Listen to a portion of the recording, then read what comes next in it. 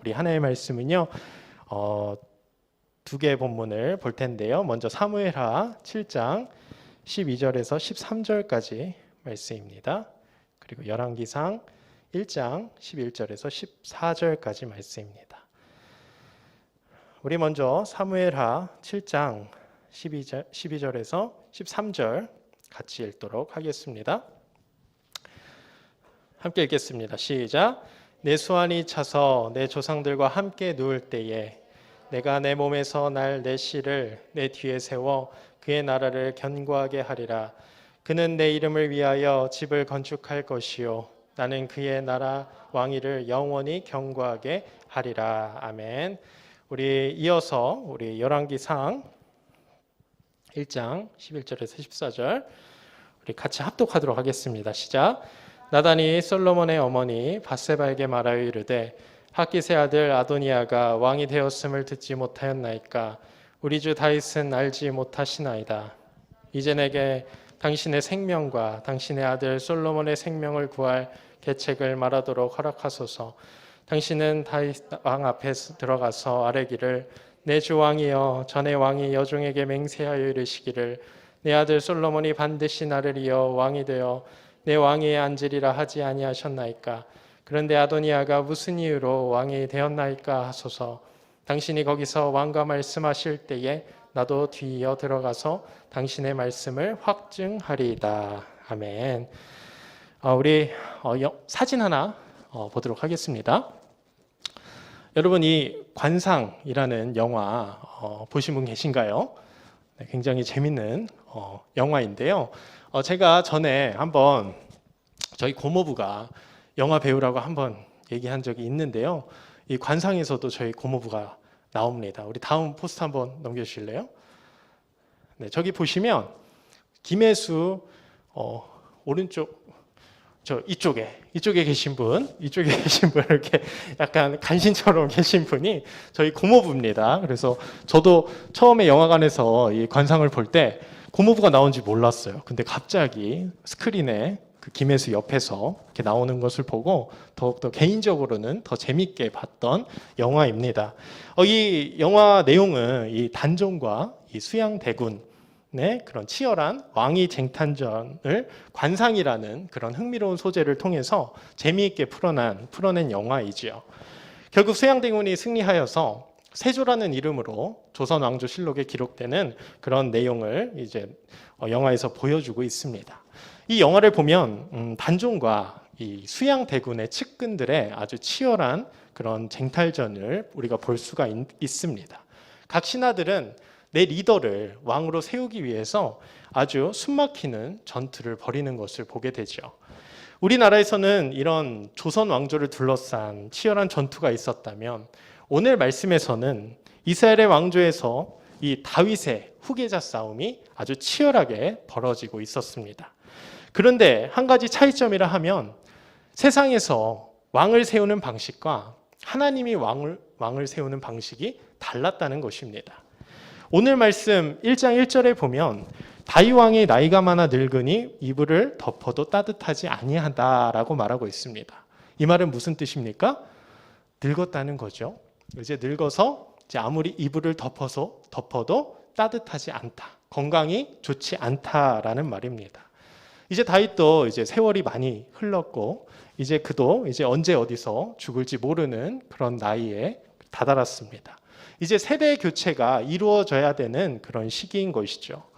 이스라엘의 태평성대를 이루었던 다윗이 언제 죽을지 모르기 때문에 나라는 시끌벅적한 겁니다. 불안정한 것이죠. 그리고 이제 슬슬 후계자 이야기가 등장하기 시작합니다. 그러나 다윗의 첫째와 셋째는 이미 이 세상 사람이 아니었습니다.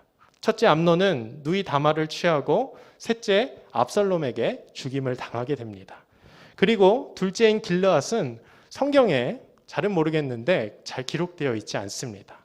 아마 첫째와 셋째의 그의 그런 피비린내 나는 그런 싸움 때문에 아니면 자신을 추종하는 사람들이 별로 없어서 자신의 능력이 별로 없어서 약간 서열에서 밀려난 그런 모습을 보지 않나 생각해 봅니다. 그리고 이 아주 유명한 셋째, 이 압살롬은 다윗에게 이미 쿠데타를 한번 일으켰다가 이제 그 쿠데타가 실패해서 이 죽임을 당했던. 그래서 사실은 어떻게 보면 이제 가장 유력한 이 왕의 그 다윗의 후계자는 넷째 아도니아였다는 겁니다. 그리고 오늘 6절 말씀을 보니까 그는 압살롬 다음에 태어난 자요 용모가 심히 준수한 자다라고 말하고 있습니다. 서열을 보나 능력을 보나 이제 다윗의 후계자는 바로 넷째인 아도니아에게 있다는 겁니다. 본문을 보니까 또 그를 따르는 추종자들이 굉장히 많았나 봅니다. 그리고 뭐든지 사람이 자신감이 있으면 어떻죠? 멋있어 보입니다. 그 사람을 따르고 싶은 것이 당연한 거죠. 오늘 아도니아는 능력도 있었고 심지어 자신의 그런 능력을 잘 알고 있었습니다. 그리고 그 자신 있는 모습에 사람들은 그를 칭송하였고 그가 다윗의 후계자가 될 것을 누구도 의심하지 않았다는 겁니다. 그런데 성경은 그를 이렇게 말을 합니다. 우리 5절 상반절을 한번 같이 읽어보겠습니다. 시작. 그때에 학깃의 아들 아도니아가 스스로 높여서 이르기를 내가 왕이 되리라 하고. 아멘. 여기서 우리가 알 수 있는 것은 뭡니까? 왕은 하나님이 세우신다라는 겁니다. 5절 처음에 그때가 나오는데 그때가 언젠가요? 다윗이 늙어서 오늘 내일 할 때입니다. 언제 죽을지 모르는 상황입니다. 이스라엘의 부흥기를 이끌었던 왕이 건강이 좋지 못하니 이스라엘 전체가 흔들리고 있는 시기였습니다. 자연스럽게 사람들은 난세의 영웅을 찾듯이 히어로를 찾고 있었고 자연스럽게 그동안 쌓아왔던 평판으로 여러 인물들이 왕위의 자리를 쟁탈하는 그런 호시탐탐 노리는 시기였다는 거죠.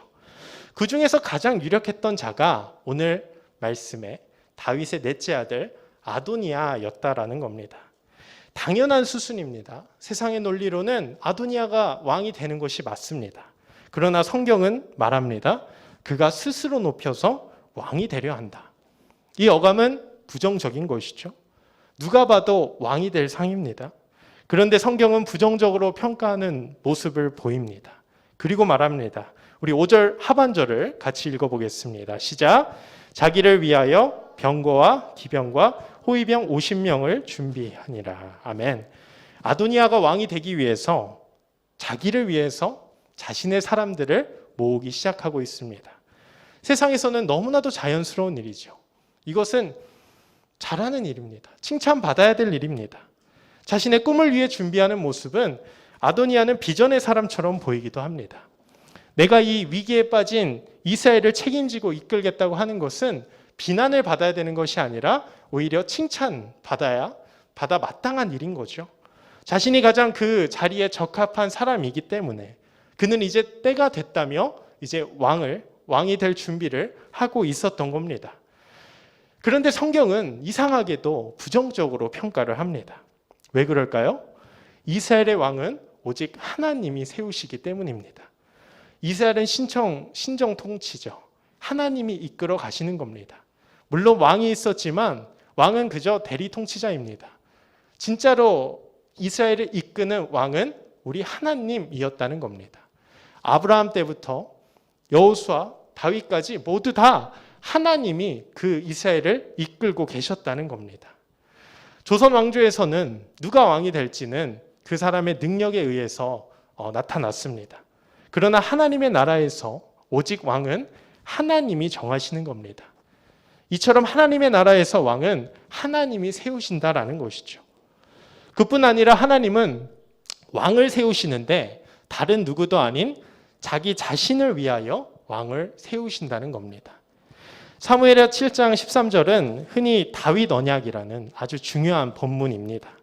이 본문에서 하나님은 나단 선지자를 통해 다윗과 이렇게 언약을 맺으십니다. 우리 사무엘하 7장 13절을 같이 한번 읽어보겠습니다. 시작. 그는 내 이름을 위하여 집을 건축할 것이요 나는 그의 나라 왕위를 영원히 견고하게 하리라. 아멘.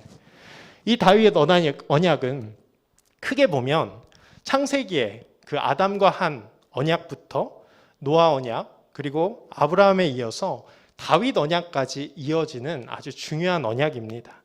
이 언약은 하나님의 주권성을 강조하고 있는 겁니다. 모든 것이 하나님의 강권적인 역사라는 겁니다. 하나님이 주권적으로 자신의 백성들과 언약을 맺으시고 그 백성들을 지켜 보호해 주신다는 거죠. 그런데 왜 하나님은 그 자신의 백성들을 지키시고 보호하십니까? 바로 누구를 위해서가 아니라, 그 누구를 위해서가 아니라 바로 자기 자신을 위해서 그 약속을 이루시고 그 백성들을 지켜 보호해 주신다는 겁니다. 자신에게 영광을 돌리기 위해, 자신의 백성들이 자신을 찬송하기 위해서 그들과 한 약속을 지키시고 그들을 보호해 주신다라는 겁니다. 우리 베드로전서 2장 9절 같이 한번 읽어보겠습니다. 시작. 그러나 너희는 택하신 족속이요 왕같은 제사장들이요 거룩한 나라요 그의 소유가 된 백성이니 이는 너희를 어두운 데서 불러내어 그의 기이한 빛에 들어가게 하신 이의 아름다운 덕을 선포하게 하려 하심이라. 아멘. 우리는 예수 그리스도를 통해 모두 하나님의 백성이 될 뿐만 아니라 왕 같은 제사장이 되었습니다. 왕은 하나님께 기름 부음 받은 자들만 될 수 있는 것이죠. 우리는 예수 그리스도를 통해 이제 하나님의 기름 부음 받은 하나님의 백성들이라는 겁니다. 그런데 그렇게 하나님이 우리를 불러내시고 왕 같은 제사장으로 삼으신 이유가 뭡니까? 우리 베드로전서 2장 9절 하반절을 다시 한번 읽어보겠습니다. 시작. 이는 너희를 어두운 데서 불러내어 그의 기이한 빛에 들어가게 하신 이의 아름다운 덕을 선포하게 하려 하심이라. 아멘. 한마디로 하나님을 찬송하기 위해서, 하나님께 영광을 돌리기 위해서 우리를 왕 같은 제사장으로 삼아 주셨다는 겁니다. 그래서 우리 개신교를 탄생시킨 아주 중요한 그런 역사적인 의의가 있는 종교개혁에서는 이 5가지 솔라를 얘기합니다. 이것은 라틴어인데 이게 가장 중요하다. 우리 개신교에서 가장 중요하다. 그래서 종교개혁을 일으킨 사람들이 5가지로 요약을 한 겁니다. 여기서 항상 마지막에 외치는 것은 솔리 데오 글로리아. 오직 영광은 오직 하나님께 있다는 것이죠. 우리 신앙인들의 마침표, 우리 신앙인들의 삶의 마침표는 오직 하나님께 영광을 돌려야 되는 것입니다. 이것이 우리에게 소망이 되는 이유가 뭡니까? 하나님은 자신의 이름을 위해서라도 자신이 한 약속을 끝까지 지켜주신다라는 겁니다. 요즘 청소년기 우리 아이들에게, 청소년부 애들에게 강조하고 있는 단어가 신실이라는 단어입니다. 신실이 뭔가요? 우리 청소년 여기 있는데 윤호야, 신실이 뭐죠? 그렇죠. 네. 쫄리네요. 네, 맞아요. 약속을 영원히 지킨다. 신실하신 하나님이다. 우리는 약속을 어길 수 있지만 우리 하나님께서는 절대로 그 약속을 파기하지 않는다. 이것이 신실이라는 뜻입니다. 우리 하나님은 신실하신 하나님이십니다. 왜 그렇습니까? 자신의 이름을 위해서라도 그 약속을 끝까지 지키신다는 거죠. 약속을 끝까지 지켜서 백성들이 그 신실하신 하나님을 찬송하도록 하기 위함이라는 겁니다. 여러분 혹시 여기서 보증을 서보신 분 계십니까? 네, 있어도 손을 못 들겠죠. 네, 보증은 쉽게 서면 안 됩니다. 가세가 급격하게 기울는 아주 무서운 것이죠. 그래서 혹자는 그냥 보증을 서기보다는 못 받는다 생각하고 돈을 빌려주라, 이 정도로 보증을 서는 것은 쉬운 일이 아닙니다. 왜 그렇습니까? 자신의 모든 것을 바쳐서 그 사람을 보증하기 때문이죠. 그런데 오늘 하나님은 우리의 영원한 보증이 되어 주십니다.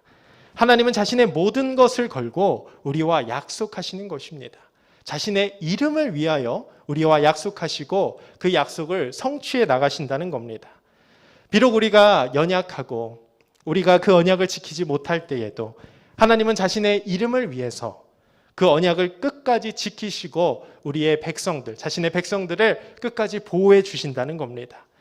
그래서 다윗도 훗날 바세바와 죄를 짓고 그리고 압살롬에게 쫓겨다니고 또 현재 다윗의 나이가 늙어서 또 이스라엘이 흔들릴지라도 하나님께서 그 약속을 기억하시고 그 약속대로 다윗의 왕위를 견고히 세워 나가신다. 오늘 하나님이 말씀하고 있는 것입니다. 이 신실하신 하나님, 자신의 이름을 위하여 자신이 약속하신 그 말씀을 성취하신 하나님을 믿음의 눈으로 바라보시길 바랍니다. 우리 하나님은 단순히 전능의 하나님뿐만 아니라 우리와 한 약속을 끝까지 지키시는 신실하신 분입니다. 자신의 이름을 위하여 그 약속을 끝까지 지켜주신다라는 거죠. 지금 이 시간에 내 시간표와 다르게 방황하고 있는 분들이 계시다면 이 신실하신 하나님의 약속을 끝까지 붙드시기 바랍니다. 여러분들을 세우시고 높이시는 분은 우리 신실하신 하나님이십니다. 하나님의 약속을 붙드시기 바랍니다. 여러분들을 세우시는 분은 오직 하나님이시라는 거죠. 그리고 우리를 세우시고 높이시는 이유는 그분을 찬송하기 위함입니다. 그분께 영광을 돌리기 위함입니다. 오늘 아도니아는 자신이 스스로 높아지려고 했습니다. 자신을 위하여 사람들을 모았습니다. 왕이 될 준비를 했습니다. 그러나 그 끝은 어떻습니까? 죽음뿐이었습니다.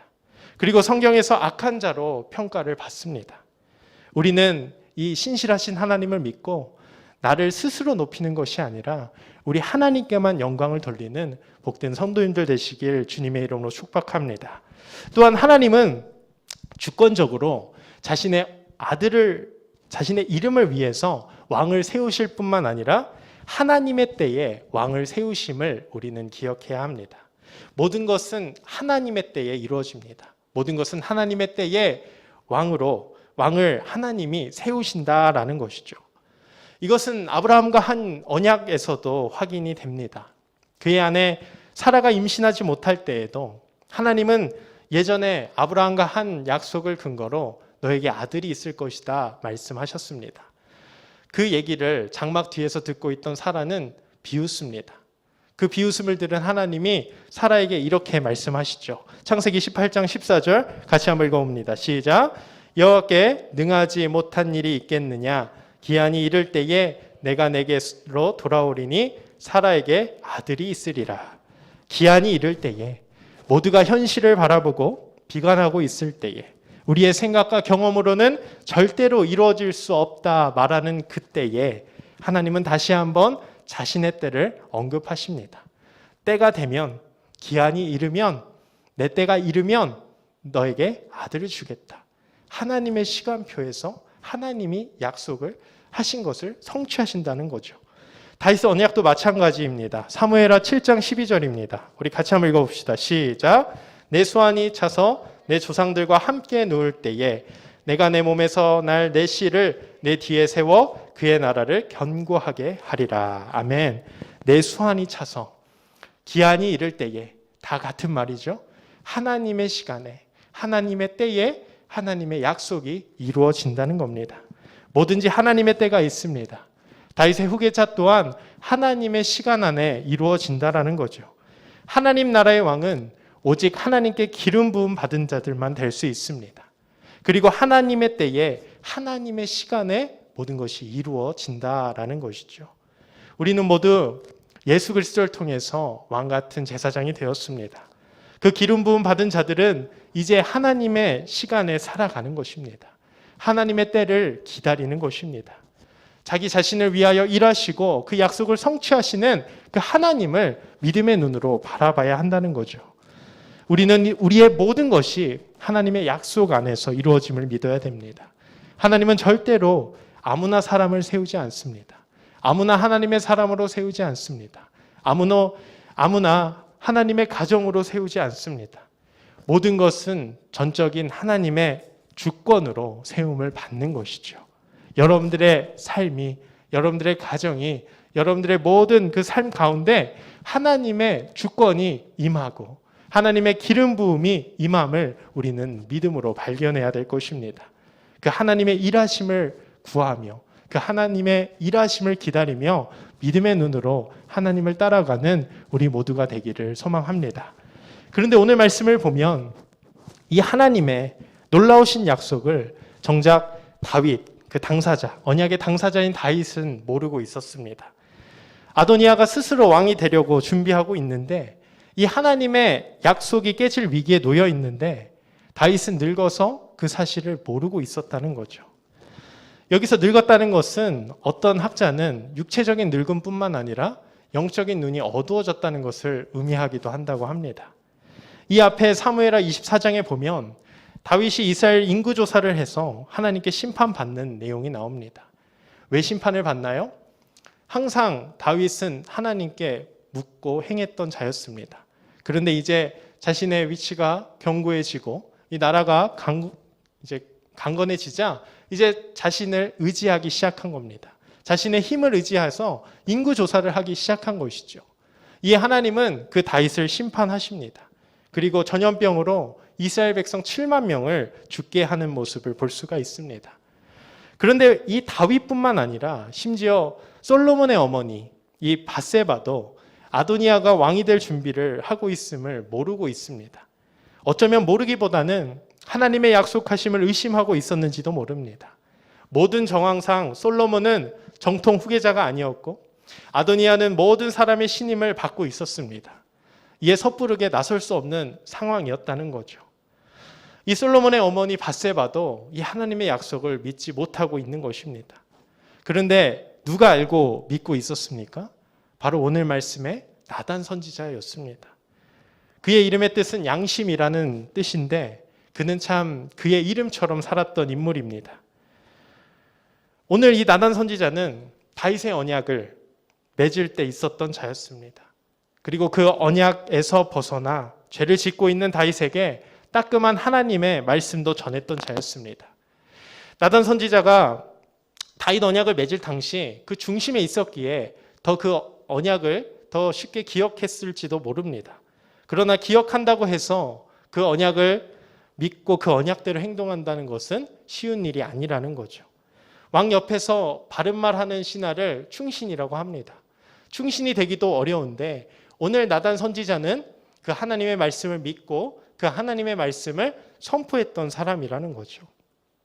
이 나단 선지자 또한 하나님께 기름 부음을 받은 자였습니다. 왕이든 선지자든 하나님께 기름 부음 받은 자여야만 세워질 수 있는 거죠. 근데 오늘 하나님의 사람 나단 선지자만이 밧세바와 범죄하여 그 하나님께 죄를 지은 다윗에게 하나님의 말씀으로 질책했을 뿐만 아니라 오늘 세상의 흐름을 거슬러서 하나님의 약속을 기억하고 그 약속을 선포하는 귀한 사명을 감당하였던 것입니다. 여기서 우리가 해야 할 일이 나옵니다. 바로 우리가 믿음으로 하나님을 바라보는 것입니다. 하나님은 자신의 때에 자신의 이름을 위하여 일하십니다. 그렇다면 우리는 그 일하심에 발맞추어 나가야 하는데 바로 하나님의 약속을 믿는 것입니다. 하나님의 일은 하나님이 하지만 우리 사람이 할 일은 오직 그 약속을 믿고 그 약속만 바라보며 나아가야 한다는 것이죠. 우리가 그 약속을 믿지 못한다면 우리는 하나님의 일하심을 바라볼 수 없습니다. 경험할 수 없습니다. 우리가 아무리 하나님께 왕 같은 제사장으로 세움을 받았다 할지라도 우리가 그것을 믿지 못한다면 우리는 하나님의 백성이 될 수 없고 하나님께 쓰임 받을 수 없는 것입니다. 사랑하는 성도 여러분, 우리 하나님의 약속을 믿기를 바랍니다. 우리가 지쳐 있을 때, 우리가 낙담할 때에 내 생각과는 다르게 모든 상황이 흘러갈지라도 오직 우리 하나님의 약속을 붙드는 우리 모두가 되기를 원합니다. 우리가 해야 할 일은 오직 한 가지입니다. 바로 하나님을 믿는 것입니다. 하나님의 약속을 믿는 것입니다. 하나님이 하나님의 때에 일하심을, 그 성취하심을 우리는 믿음으로 바라보고 그 하나님만 따라 살아가야 할 것입니다. 오늘 나단 선지자처럼 믿음으로 하나님만 바라보며 하나님의 일하심을 기대하는 우리 모두가 되기를 소망합니다. 여러분들의 삶과 가정과 직장에 모든 그 자녀들 가운데 하나님의 일하심이 나타날 줄로 믿습니다. 우리가 그 믿음 가지고 믿음이 없을 때에 더욱더 하나님만 붙들며 우리와 하신 그 하나님의 약속을 바라보며 살아가는 우리 모두가 되기를 주님의 이름으로 축복합니다.